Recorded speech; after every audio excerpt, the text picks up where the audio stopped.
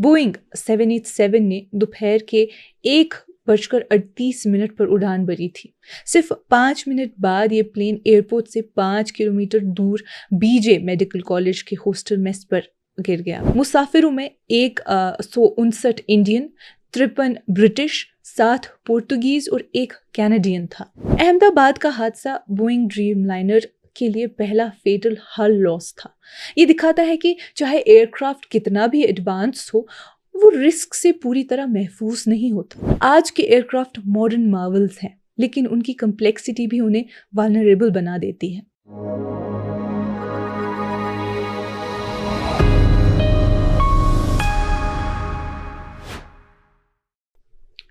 ये कश्मीर रिपोर्ट है। आप सब नाजरीन का खुशामदीद। मैं हूं आपकी मेज़बान उमायमा ऋषि। नाजरीन, गुज़िश्ता दोपहर यानी 12 जून को गुजरात के एयर ट्रैवल में एक नहायत अफसोसनाक हादसा पेश आया। एयर इंडिया की फ़्लाइट IS 171 जो अहमदाबाद से लंदन जा रही थी, टेक ऑफ की कुछ ही देर बाद मेघानी नगर के एक इलाके में क्रैश कर गई। प्लेन में 230 मुसाफिर, 2 pilots and 10 cabin crew members थे। जैसे ही प्लेन ने सरदार वल्लभ भाई पटेल इंटरनेशनल एयरपोर्ट से उड़ान भरी, वो एक रेजिडेंशियल कॉम्प्लेक्स से टकरा गया। पूरा इलाका घने काले धुएं से भर गया जो वस्त्रपुर तक नजर आ रहा था, जिससे लोगों में डर और अफरा तफरी मच गई। गुजरात के former chief minister Vijay Rupani भी इस हादसे में हलाक हो गए। नाजरीन, प्लेन क्रैश से कुल 265 लोगों की जान चली गई है, जिसमें मुसाफिर, क्रू मेंबर्स तो शामिल थे, लेकिन ऑन ग्राउंड मेडिकल कॉलेज के हॉस्टल में मेडिकल स्टूडेंट्स और डॉक्टर्स भी शामिल थे। एयर इंडिया ने तस्दीक की कि 242 में से 241 लोग जाँ बहक हो गए। बोइंग 787 ने दोपहर के 1:38 पर उड़ान भरी थी। सिर्फ 5 मिनट बाद ये प्लेन एयरपोर्ट से 5 किलोमीटर दूर बीजे मेडिकल कॉलेज के हॉस्टल मेस पर गिर गया, जहां 100 से ज़्यादा स्टूडेंट्स लंच कर रहे थे। प्लेन में टोटल 230 पैसेंजर्स थे और 12 क्रू थे। मुसाफिरों में 159 इंडियन, 53 ब्रिटिश, 7 पोर्तुगीज और 1 कैनेडियन था। पायलट्स ने टेक ऑफ की फौरन बाद मेडे कॉल दी, जो कि एक इमरजेंसी का सिग्नल होता है, लेकिन उसके बाद एयरपोर्ट कंट्रोल टावर के किसी भी कॉल का जवाब नहीं दिया गया। वज़ीर दाखिला अमित शाह ने हॉस्पिटल में इस क्रैश के एक जिंदा बचने वाले शख्स से मुलाकात के बाद कहा कि किसी और को नहीं बचाया जा सका। 1.25 लाख लीटर फ्यूल और धमाके के बाद आग इतनी तेज थी कि किसी को निकाला नहीं जा सका। ये सर्वाइवर विश्वास कुमार रमेश थे, जो बोइंग 787 ड्रीमलाइनर के एक A11 सीट पर अपने भाई के साथ लंदन जा रहे थे। एयर इंडिया के फॉर्मर एग्जीक्यूटिव डायरेक्टर और एविएशन एक्सपर्ट जितेंद्र भार्गवा ने कहा, ये पहली दफ़ा है कि ड्रीमलाइनर किसी हादसे का शिकार हुआ है। एयरक्राफ्ट के कमांडर के पास 8,200 घंटे का फ्लाइंग एक्सपीरियंस था, इसलिए पायलट की कमी को जिम्मेदार नहीं ठहराया जा सकता। US ऑफिशियल्स ने 12 जून 2025 को कहा कि अभी तक उनको कोई ऐसा डेटा नहीं मिला जो बोइंग 787 की फ्लाइट्स को रोकने की ज़रूरत पेश करे।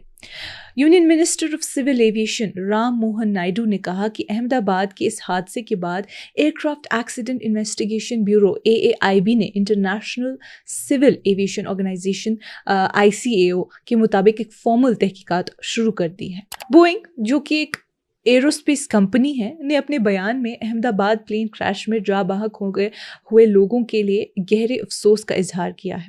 उनका कहना है कि वो इंडिया के aircraft accident investigation bureau AAIB की तहकीकात में पूरा ताउन करेंगे। टाटा ग्रुप का कहना है कि हर उस शख्स के खानदान को जिन्होंने इस हादसे में अपनी जान गंवा दी है, उन्हें 1 करोड़ की मदद देंगे।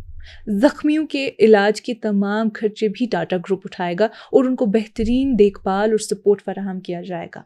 वो बीजे मेडिकल कॉलेज के हॉस्टल की दोबारा तामीर में भी मदद करेंगे।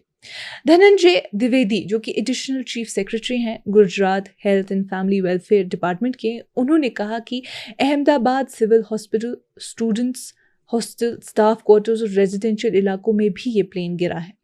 वहाँ के कई लोग भी जख्मी हुए हैं। बहुत से जख्मियों को अहमदाबाद सिविल हॉस्पिटल में ले जाया गया है, उनको बेहतरीन इलाज दिया जा रहा है।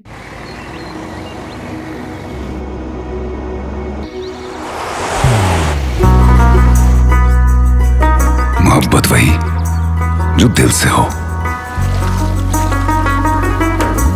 इबादत वही जो दिल से हो, दुआ वही जो दिल से निकल आए, बात वही जो दिल से कही जाए, दोस्त वही पक्का जो दिल से साथ निभाए, रिश्ता वही बेजोड़ जो दिल से जोड़ा जाए। दिल से ही तो होते हैं इरादे चट्टान से, दिल से ही तो बनते हैं घर खाली मकान से। दिल से बनी हर चीज पुश्तों तक चलती है, इसलिए खैबर सीमेंट का जर्रा जर्रा दिल से बना है, ताकि आप जो कुछ भी बनाएं दिल से बनाएं। खैबर सीमेंट, दिल से बनाओ। नाज़रीन, ये हादसा इंडिया की हिस्ट्री में पहला नहीं है। हिंदुस्तान में इससे पहले भी कई खौफनाक एयर क्रैशेस हो चुके हैं, जिनके बाद एविएशन में रूल्स और ऑपरेशंस में काफ़ी तब्दीलियां आई हैं। अगस्त 2020 air India express flight IX1344 जो कि दुबई से आ रही थी और वंदे भारत मिशन का हिस्सा थी, कोझिकोडे केरला में क्रैश हुई। लो विजिबिलिटी और तेज़ बारिश के बावजूद प्लेन ने लैंड करने की कोशिश की और रनवे से फिसलकर 30 फुट गहरे गॉर्ज में गिर गई। प्लेन 2 हिस्सों में टूट गया। इस हादसे में 21 लोग जाँ बहक हो गए और 2 पायलट्स भी शामिल थे। 100 से ज़्यादा मुसाफिर जख्मी हुए। और मई 2010 में एयर इंडिया की बोइंग 737 फ्लाइट दुबई से मंगलुरु जा रहा था, रनवे से निकलकर गॉर्ज में चला गया। 158 लोगों की जान चली गई। जुलाई 2000 की बात करें तो कोलकाता से दिल्ली जाने वाली अलायंस एयर फ्लाइट, जो कि एक सरकारी एयरलाइन थी, पटना के रेजिडेंशियल एरिया में क्रैश हुई, जिसमें 50 से ज़्यादा लोग हलाक हुए। कश्मीर की बात करें तो हाल ही में इंडिगो की एक फ्लाइट जो दिल्ली से श्रीनगर जा रही थी, आसमान में हेलस्टॉर्म में फंस गई। प्लेन में काफ़ी झटके महसूस किए गए, लेकिन किसी को चोट नहीं लगी।